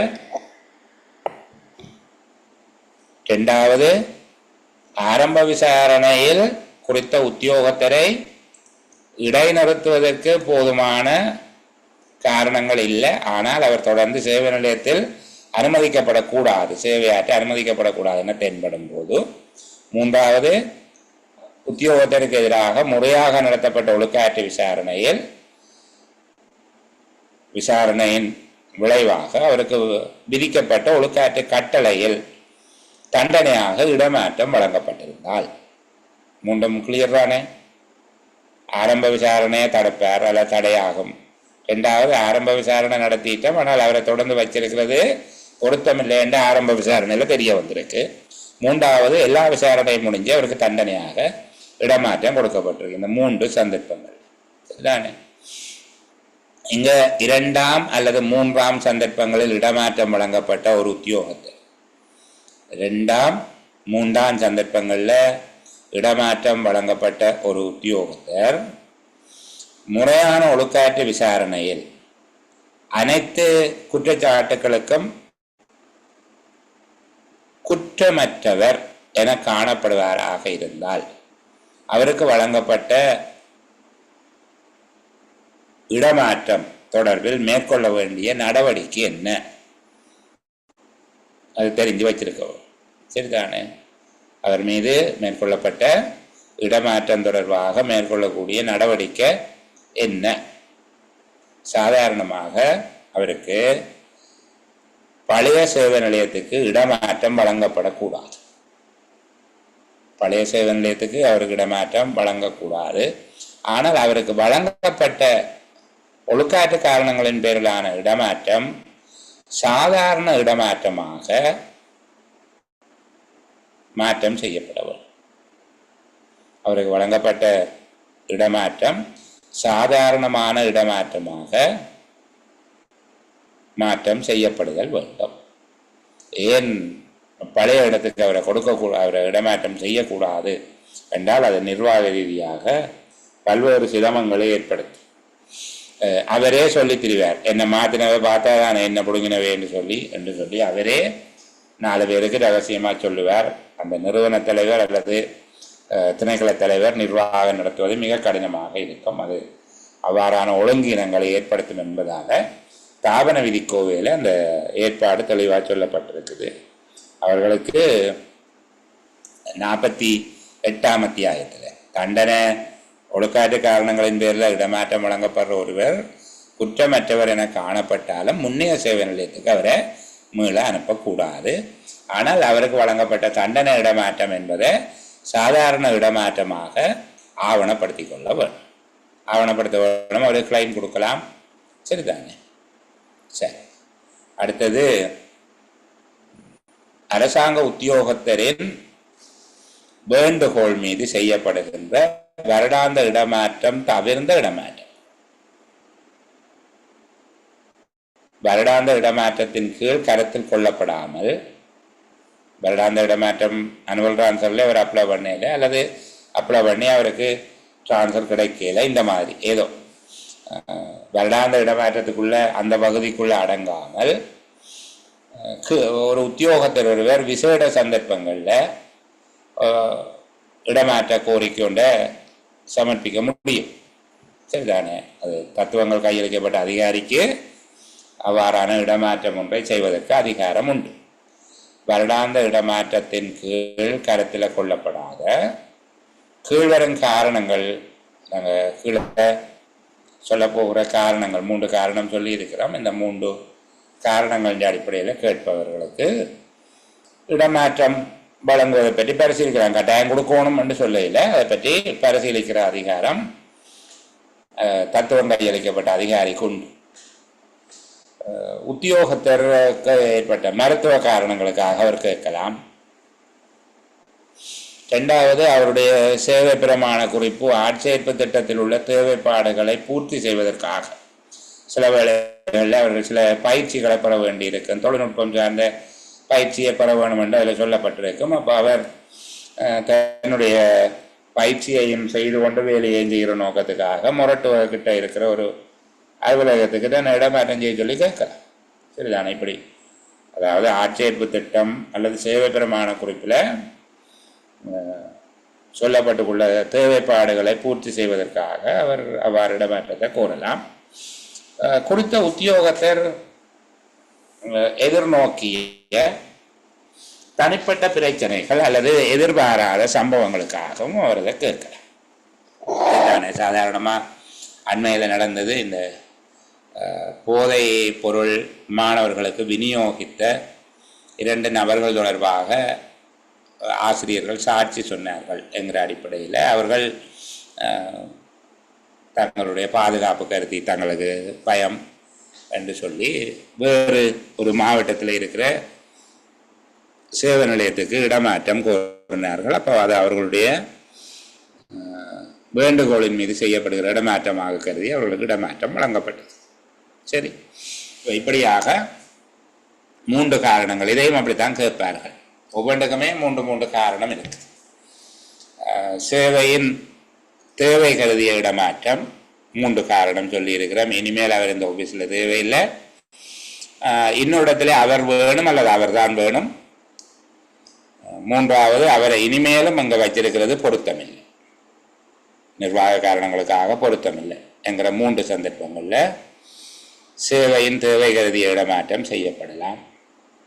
2வது, ஒழுக்காற்று காரணங்களுக்கான இடமாற்றங்கள். ஒழுக்காற்று காரணங்களின் பேரிலான இடமாற்றமும் 3 அடிப்படையில் செய்யப்படலாம். 1, குறித்த அலுவலர் ஆரம்ப விசாரணைகளை தடைப்படுத்தலாம் என்ற அடிப்படையில். ரெண்டாவது, ஆரம்ப விசாரணையில் கண்டறியப்பட்ட விடயங்கள் அவரை பணித்தடை செய்வதற்கு போதுமானவை அல்ல, ஆனால் அலுவலகத்தில் வைத்திருப்பது பொருத்தமானதல்ல என காட்டும் போது. மூன்றாவது, முறைமையான ஒழுக்காற்று விசாரணையில் ஒரு தண்டனையாக இடமாற்றம் வழங்கப்பட்டுள்ள போது. மூன்றாவது கேள்வி, அரசாங்க உத்தியோகத்தர்களால் விடுக்கப்படும் வேண்டுகோள் மீது செய்யப்படும் வருடாந்த இடமாற்றங்கள் வழங்கப்படுகிற 3 சந்தர்ப்பங்கள். மருத்துவ காரணங்கள், சேவை பிரமாண குறிப்பு ஆட்சேர்ப்பு திட்டத்தில் உள்ள தேவைப்பாடுகளை பூர்த்தி செய்தல், எதிர்பாராத சம்பவங்கள் அல்லது உத்தியோகத்தர் முகங்கொடுக்க நேரிட்ட தனிப்பட்ட பிரச்சனைகள் காரணமாக இவ்வாறான இடமாற்றத்தை வழங்கலாம்.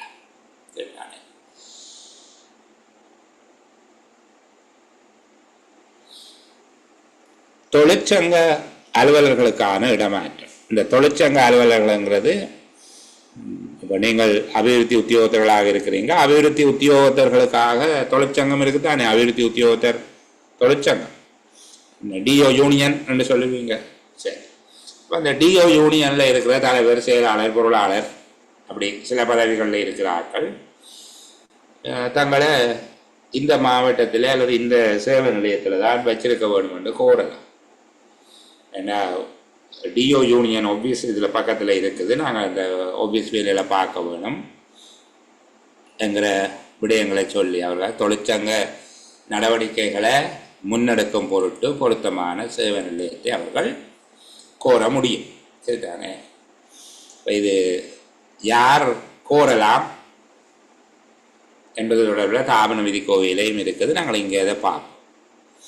தொழிற்சங்க உத்தியோகத்தர்களின் இடமாற்றம் தொடர்பாக கேட்கப்படக்கூடிய கேள்வி, பொதுவாக இதில் இருக்கக்கூடிய 6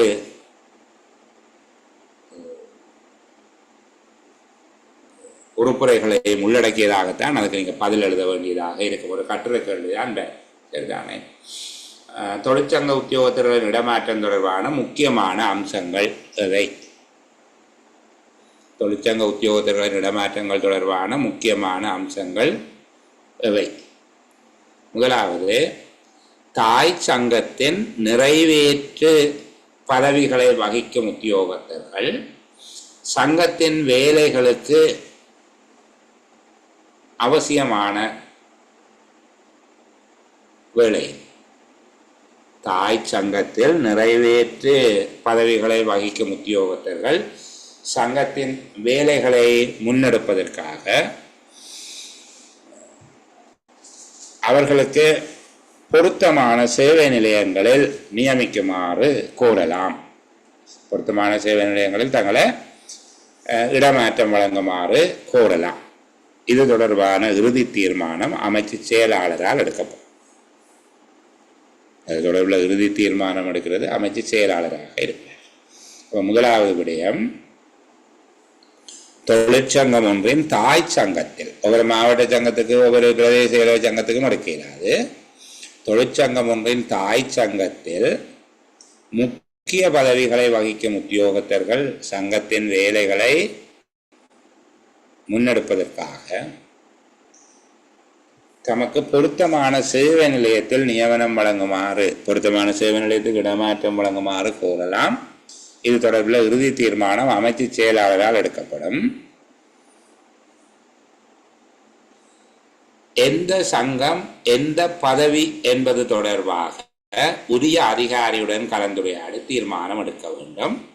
இங்க உரிய அதிகாரி என்பது இணைந்த சேவைகளை சேர்ந்த உத்தியோகத்தர்களாக இருந்தால் பொது நிர்வாக அமைச்சின் செயலாளர், இணைந்த சேவைகளை சேர்ந்த உத்தியோகத்தர்களாக இருந்தால் பொது நிர்வாக அமைச்சின் செயலாளர், ஒரு திணைக்களத்துக்குள் உள்ள உறுப்பினர்களாக இருந்தால் அந்த திணைக்களத்தின் தலைவர், ஒரு திணைக்களத்துக்கு மட்டும் உரிய உறுப்பினர்களாக இருந்தால் திணைக்கள தலைவர். உதாரணத்துக்கு சமுர்த்தி அவர்கள் ஒரு திணைக்களத்துக்குரியவர்கள், அப்போது அவருடைய சமுர்த்தி பணிப்பாளர் நாயகம் அந்த தீர்மானம் எடுப்பவராக இருப்பார். ஒரு திணைக்களத்தில் இருக்கிறார்களுக்கு மட்டும் என்று சொல்லி உறுப்புரிமை வரையறுக்கப்படாத சங்கமாக இருந்தால் அப்போதும் பொது நிர்வாக விடயத்துக்கு பொறுப்பான அமைச்சின் செயலாளர்.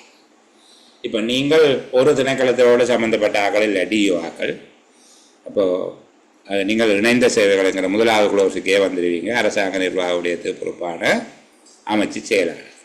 சரிதானே? இப்போ இங்கே இடமாற்றம் தொடர்பாக முக்கியமான விடயங்கள், அதாவது எந்த சங்கம் எத்தனை பேருக்கு கொடுக்கலாம், ஒரு சங்கத்தில் யார் யார் எந்தெந்த பதவியை வகிப்பவர்களுக்கு கொடுப்பது என்பது தொடர்பில் தொழிற்சங்கம் உரிய அதிகாரியுடன் கலந்துரையாடி தீர்மானம் எடுக்கலாம். உரிய அதிகாரி என்பது இணைந்த சேவைகளைச் சேர்ந்த உத்தியோகத்தர்களுக்கும் ஒரு திணைக்களத்துக்கு மட்டுப்படாத உத்தியோகத்தர்களுக்கும் பொது நிர்வாக அமைச்சின் செயலாளராக இருப்பார். ஒரு திணைக்களத்துக்குள்ள மட்டுப்படுத்தப்பட்ட உத்தியோகத்தர்களாக இருந்தால் அந்த திணைக்களத்தின் தலைவராக இருப்பார். இந்த சலுகையை எதிர்பார்க்கும் உத்தியோகத்தர்களுடைய பெயர், அவர்கள் நியமிக்க வேண்டிய சேவை நிலையங்கள், அவர்கள் சங்கத்தில் வகிக்கும் பதவி ஆகிய விவரங்களை குறிப்பிட்டு உரிய விண்ணப்பம் ஒன்றினை அவர்கள் சமர்ப்பிக்க வேண்டும்.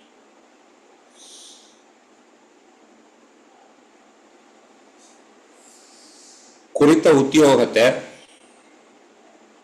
சங்கத்தில் வகிக்கும் பதவியிலிருந்து நீங்கினால் அல்லது அவருடைய சேவையில் அவருக்கு பதவி உயர்வு ஒன்று கிடைத்தால்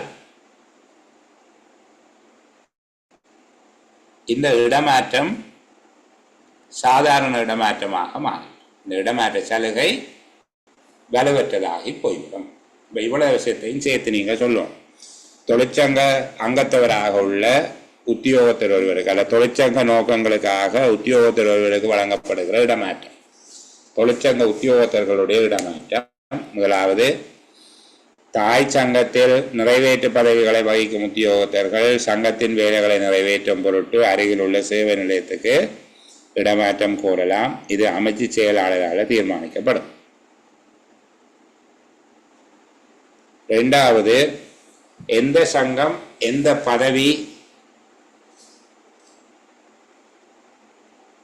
இந்த சலுகைகளை வழங்க வேண்டும் என்பது தொடர்பில், எந்த சங்கத்துக்கு எந்தெந்த பதவிகளுக்கு இந்த சலுகை வழங்க வேண்டும் என்பது தொடர்பில் தொழிற்சங்கங்களுடன் உரிய அதிகாரி கலந்துரையாடி தீர்மானம் மேற்கொள்ளப்படும். உரிய அதிகாரி என்பது இணைந்த சேவையை சேர்ந்த உத்தியோகத்தர்களுக்கு பொது நிர்வாக அமைச்சு செயலாளர், ஒரு திணைக்களத்தில் உள்ள உறுப்பினர்கள் மாத்திரம் அடங்காத தொழிற்சங்கங்களுக்கு பொது நிர்வாக அமைச்சின் செயலாளர், ஒரு திணைக்களத்தில் உள்ள உறுப்பினர்களுக்கு எனில் குறித்த திணைக்களத்தின் தலைவர் ஆகியோர் இந்த தீர்மானத்தை வழங்கலாம்.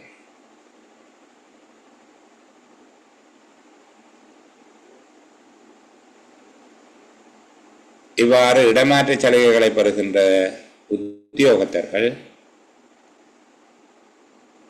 தொழிற்சங்க பதவியிலிருந்து நீங்கும் போது அல்லது அரசாங்க சேவையில் உயர் பதவி ஒன்றுக்கான பதவி உயர்வு வரும்போது அவருடைய இடமாற்றம் பொதுவான நடைமுறைகளின் கீழ் நடைபெறும். இவ்வளவுதான் தொழிற்சங்க உத்தியோகத்தர்கள் தொடர்பான இடமாற்றம்.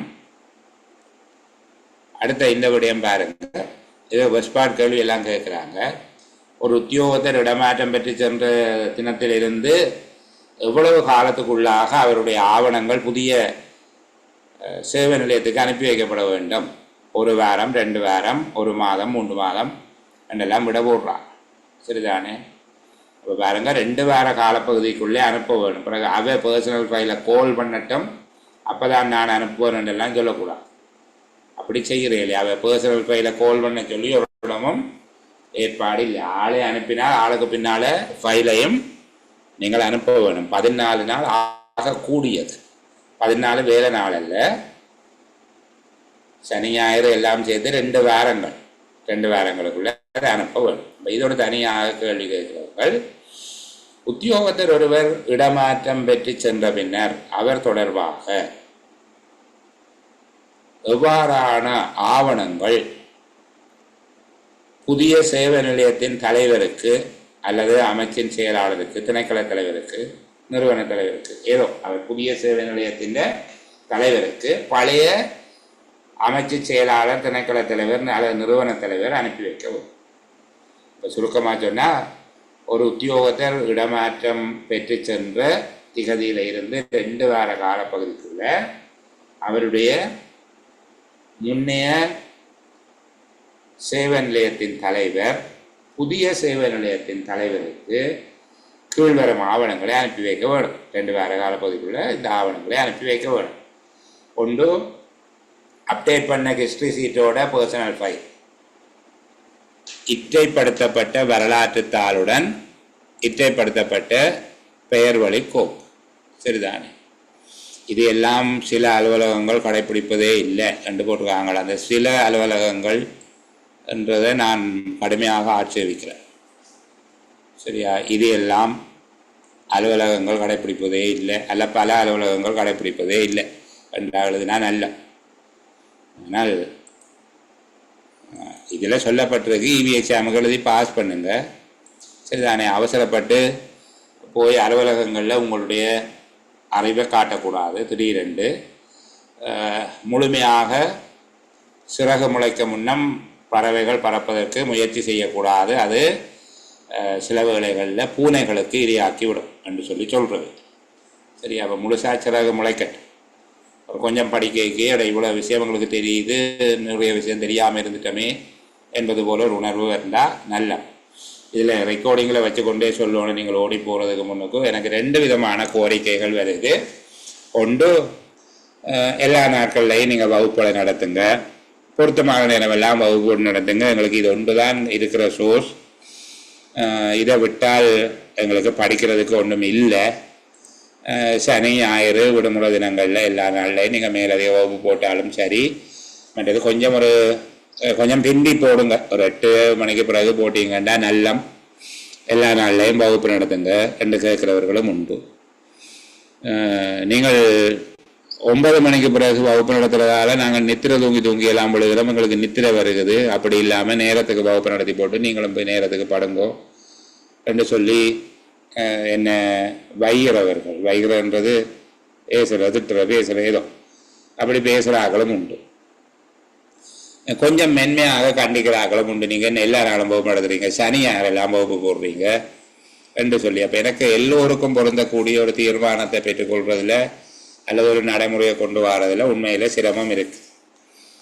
எல்லோருக்கும் நான் கட்டுப்பட வேண்டிய, ஏன் எல்லாரும் சேவை வர்ணர்கள் எல்லாரையும் திருப்திப்படுத்த வேணும். இந்த அடிப்படையில் நான் ஓரளவுக்கு நேரம் கிடைக்கிற நேரங்களில் எல்லாம் வகுப்பு செய்கிறேன். சமூகம் அளிப்பதற்கு இயலாதவர்கள் அல்லது அப்படியே அந்த பார்த்து கொண்டே நித்திரையா போகிறவர்கள் தயவு செய்து எந்த இடத்துல நித்திரையா போகிறீங்களோ அதுக்கு பின்பகுதியை வீடியோவில் பாருங்க. ஏன்னா அது நல்லது. இது சம்மந்தமாக ஏதோ ஆட்சேபனைகள் இருந்தால் எனக்கு மெசேஜில் போடுங்க. இப்போ நான் வகுப்பு நடத்தி கொண்டிருக்கிற போது நான் உங்களுடைய ஆட்சேபனைகளை பதிவு செய்யுங்க. ஆட்சேபனைகள் மட்டும் ஓகே, சரிதானே? கிரேட், தேங்க்யூ அதெல்லாம் வேணாம். இதோட ஆட்சேபனைகள் இருந்தால் வகுப்பு வேண்டாம், நீங்கள் அப்படியெல்லாம் வகுப்பு செய்ய வேண்டாம் என்று இருந்தால் மட்டும் ஆட்சேபனைகளை பதிவு செய்யுங்க. அதன் எண்ணிக்கையிட்ட அடிப்படையில் நாங்கள் முடிவெடுக்கலாம். அப்போது அதிகமான ஆக்களை செய்து அதிகமான ஆட்சேபனைகள் பதிவு செய்தால் வகுப்பு செய்ய மாட்டேன். ஆனால் என்னுடைய விருப்பம் கூடுதலான வகுப்புகளை செய்து கூடுதலாக அந்த விஷயத்தை அறிய தருகிறது. நான் இந்த பொதுச்சேவை ஆணைக்குழுவின் நடைமுறை விதிகள் செயலமர்வில் புதிதாக இருக்கிறவர்களுக்காக, ஏற்கனவே வராதவர்களுக்காக அவர்களுடைய நன்மை கருதியும், ஏற்கனவே செயலமர்வுக்கு வந்தும் அது தொடர்பாக ஒரு முழுமையான தெளிவு இல்லை என்று சொல்லி கருதுகிறவர்களுடைய நன்மை கருதியும், அடுத்து வருகிற விடுமுறை தினங்களில், அடுத்து வருகிற வியாழன் மற்றும் வெள்ளிக்கிழமைகளில் விடுமுறை இருக்குது. விடுமுறை தினத்தில் பிற்பகல் வேளைகளில் ஒரு விசேட செயலமர்வு நடத்த திட்டமிட்டிருக்கிறேன். அதை பற்றி நான் குழுவில் அறிவிப்பேன். சரிதானே? அது ஒரு மேலதிக அல்லது அதிவிசேட செயலமர்வு. ஏன் மேலதிக செயலமர்வெல்லாம் சனியாரில் நடக்குது, அல்ல விசேட செயலமர்வு சனியார் நடக்குது. இது ரிப்பீட், சரிதானே? ரிப்பீட். ஆனால் தொடக்கத்தில் இருந்து ரொம்ப நிதானமாக வரக்கூடிய கேள்விகளை சொல்லி திருப்பி ஒருக்கா படிப்பிக்கணும். என் புதுசாக வாராக்கள் தானே, அதை அதுவும் ஒரு திட்டம் இருக்குது. நான் குழுவில் பதிவிடுவேன். நீங்கள் பொருத்தமானாக்கள், அது உங்களுக்கு அவசியம் என்று கருதுகிறவர்கள் அந்த செயலமர்வில் பங்கு கொள்ள. நான் எல்லோரையும் வர வேணும் என்று நிர்பந்திக்க இல்லை. ஏற்கனவே படிப்பித்த பாடப்பிறப்பு தான், ஆனால் ஒரே மாதிரி நான் பாடமாக வச்சு சொல்கிறேன் தானே. அப்போ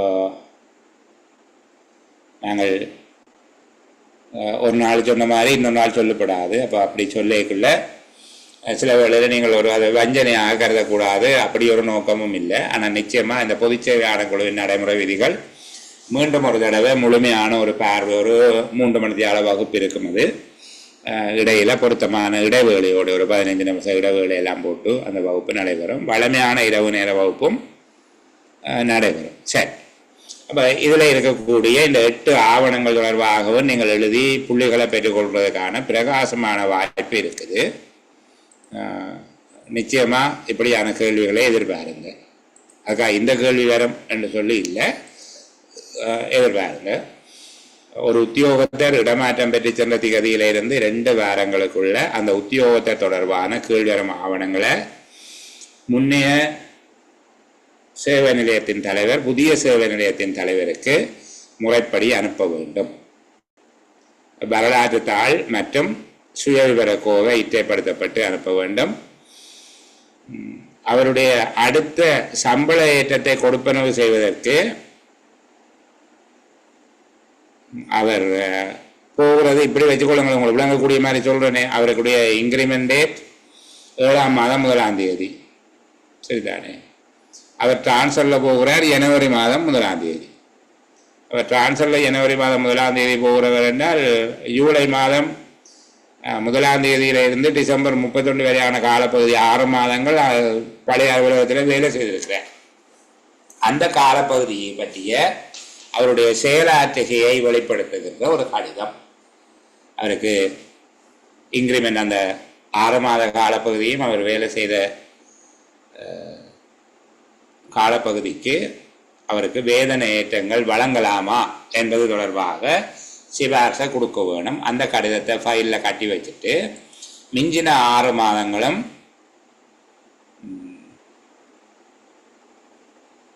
அந்த புதிய சேவை நிலையத்தில் அவருடைய சேவை மதிப்பிடப்பட்டு இந்த கடிதத்தை அடிப்படையாக வைத்துக்கொண்டு அங்கே வேதனை ஏற்றங்கள்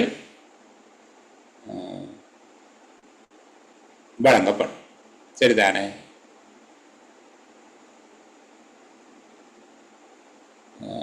இதில் சில பேர் தங்களுடைய மனக்குறைகளை சொல்கிறீங்க, உண்மை.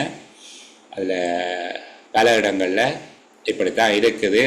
பலருக்கு அந்த நடைமுறை தெரியாத அவர்கள் சொல்லுகிறார்கள், பர்சனல் ஃபைலை புதுசாக போன அலுவலகம் கோல் பண்ண வேணும் என்று சொல்லி. அப்படியெல்லாம் கோல் பண்ண சொல்லி ஒரு இடத்துலையும் இல்லை, சரிதானே? அவர்கள் கேட்டால் தான் நாங்கள் அனுப்புவோம், இல்லாட்டி அனுப்ப மாட்டோம். இல்லாவிட்டால் எங்களுக்கு வேலை தெரியாது என்று சொல்லுவார்கள் என்று சொல்லி என்னுடைய அனுபவம். நான் ஆரம்பத்தில் எழுதுனர் சேவையில் இருந்தேன். இப்போ இருக்கிற முகாமத்துவ சேவை உத்தியோகத்தர் சேவையில் இருந்தேன். அந்த சேவையில் இருந்து ஒரு பதவியுள்ள உத்தியோகத்தராக 3 வருடங்களில் பதவியுள்ள உத்தியோகத்தராக இன்னொரு பரீட்சை எழுதி தெரிவு செய்யப்பட்டேன். இப்போ என்னுடைய சேவை காலம் அரசாங்க சேவையில் 24 வருஷம். நான் சொல்கிறது பழைய கதை. அப்போ தெரிவு செய்யப்பட்ட பின்னர் அந்த புதிய பதவியில் நான் பதவி ஏற்றாச்சுது. பழைய சேவை நிலையத்தில் இருந்து அவர்கள் கோவையை அனுப்பவில்லை. அப்போ அதுக்கு அவர்கள் வெவ்வேறு விதமான நிர்வாகம் சார்ந்த விளக்கங்களை சொன்னார்கள். அப்போது எனக்கும் தெரியாது. நான் ஒரு உபாயத்தை கையாண்டன். அந்த சுயவிவர கோவையில் இருக்கிற முக்கியமான ஆவணங்களினுடைய ஃபோட்டோ காப்பி எனக்கு சர்டிஃபை பண்ணி தாருங்கன்ற ஒரு ரிக்வெஸ்ட்டை கொடுத்து இந்த ஆவணங்களின் உறுதிப்படுத்திய பிரதிகளை என்னுடைய தேவைக்காக தர சொல்லி கேட்டு அந்த உறுதிப்படுத்திய பிரதிகளை கொண்டு போய் புதிய சேவை நிலையத்தில் கொடுத்து அவர்களை கொண்டு கோவையை திறக்க செய்தது. அப்படி சில இடங்களில் அடம்பிடிப்பார்கள், ஒன்றும் செய்யலை. அதே நீ அந்த நிறுவன தலைவர் திணைக்கள தலைவரும் அந்த பர்சனல் ஃபைல் செய்கிற அந்த சேருண்டையோ அல்லது மேடத்திൻ്றையோ கதையை அப்படியே பைபிளாக அல்லது குரானாக பகவத்கீதையாக ஒரு வேத வாக்கியமாக எடுத்துக்கொள்பவராக இருந்தால் அவையோட கதைக்கு பெரிய யோசனை இல்லை. எங்களுடைய ஏஓக்கு தெரியாததோ என்று நின்றாருண்டா அல்லது எங்களோட சிசிக்கு தெரியாத ஒரு விஷயமோ உண்டு அவர் நம்பிட்டாருன்னா அப்புறம் அவரோட கதைக்கிறதுல எந்த பயனும் இல்லை. சரிதானே? மற்றது ஒரு கூட்டத்தில் அதிகமானவர்கள் முட்டாள்களாக இருக்கும்போது அறிவாளிகள் அடங்கி போகணும், இல்லாவிட்டால் நீங்கள் முட்டாள்கள் ஆகிவிடுவீங்க. அப்போ அப்படி நிறைய பிரச்சனை இருக்குது ஃபைல் அனுப்புறதுல. சரி, அது எக்ஸாமுக்கு வராது, நாங்கள் இதுக்குள்ளே போவோம். சரியா? முதலாவது ஹிஸ்ட்ரி சீட்டும் பர்சனல் ஃபைலும் அப்டேட் பண்ணியிருக்கணும். ரெண்டாவது அவருடைய இறுதி வேதனையற்ற திகதியிலிருந்து இடமாற்ற திகதி வரையான காலப்பகுதியில் அவருடைய வேதனையேற்றத்தை வழங்குவது தொடர்பான எழுத்திலான சிபாரிசு. மூன்றாவது அவருடைய பெர்ஃபார்மன்ஸ் ரிப்போர்ட். அதெல்லாம் பர்சனல் ஃபைலுக்குள்ள இருக்கும், பெர்ஃபார்மன்ஸ் அப்ரைசல். ஆனால் இங்கே தனியாக சொல்லியிருக்கிறாங்க. உத்தியோகத்தரின் செயலாற்றிய மதிப்பீட்டு அறிக்கை, அவருடைய லீவு விவரங்கள் என்றால் இந்த ஆண்டில் எடுத்த எல்லா லீவும், முன்னைய ஆண்டில் எடுத்த ஓய்வு விடுமுறைகள் அல்லது மருத்துவ விடுமுறைகள். சில சர்வீஸுக்கு ஓய்வு விடுமுறை இல்லை, மருத்துவ விடுமுறை தான் இருக்குது. அப்போ அதுபோல் அவருடைய ஹாலிடே வாரண்ட், டியூட்டி வாரண்ட் தேவையில்லை இருந்தால் டியூட்டி வாரண்ட் எவ்வளவும் எடுக்கலாம் ஒரு உத்தியோகத்தர். சரிதானே? ஆனால் ஹாலிடே வாரண்ட் 3 செட் 6 சிங்கிள் என்ன என்பதால் எத்தனை எடுத்துட்டார் இந்த வருஷம் எங்கள் ஸ்டேட்மெண்ட். ரயில்வே வாரண்ட் கட்டாயம் சேலரி பர்டிகுலர்ஸ் அனுப்பணும். போன உடனே சேலரி பர்டிகுலர்ஸ் அனுப்பணும், இல்லாட்டி உங்களுக்கு சம்பளம் தெரியலாது. கட்டாயமாக அதை அனுப்பணும், சேலரி பர்டிகுலர்ஸ், சம்பள விவரக்கூட்டு. அதுபோல் உத்தியோகத்தரின் கடன் வரவு மீதி கூட்டு. நீங்கள் இந்த 10 month லோன் அப்படியான லோன் எல்லாம் எடுத்திருந்தீங்கண்டா அதே போல் உங்களுடைய சம்பளத்திலிருந்து கழித்து வங்கிக்கு அனுப்புவதாக உடன்பட்டிருந்தால் அந்த விடயங்கள் எல்லாம் அனுப்பணும், இல்லாட்டி பேங்கு காசு அனுப்ப மாட்டாங்க. அதுபோல் WNOP டிக்ளரேஷன் சர்டிஃபிகேட், விதவைகள் தகுதாரர் அல்லது விதவைகள் அனாதைகள் ஓய்வூதியம் அல்லது தகுதாரர் அனாதைகள் ஓய்வூதியம், அதனுடைய பங்களிப்பு தொகை தொடர்ச்சியாக அறவிடப்பட்டது என்பதற்கான அந்த சான்றிதழ். அது ஒவ்வொரு மாதம் அறவிட்டது சம்பந்தமாக ஒரு டேபிள் ஒன்று கிரியேட் பண்ணி அந்த ஃபார்மெட்டில் கொடுக்கவும். இந்த 8 விடயங்களும் இதில் இருக்கிறத பாடமாக்கி வச்சுக்கொள்ளுங்க. நான் சொல்கிற போது கொஞ்சம் விளக்கம் கருதி அப்படி சொன்னதால் கேள்விக்கு ஏற்ற மாதிரி கம்ப்ரஸ் பண்ண இல்லை, ஆனால் இதில் இருக்கிறத பாடமாக்கி கொள்ளுங்க. இப்படியான கேள்விகள் தான் நாங்கள் ஊடகத்தை படிக்க வேணும், கொஞ்சம் அறிவுக்கும் பரீட்சைக்குமாக சேர்த்து படித்து கொண்டு வரோம்.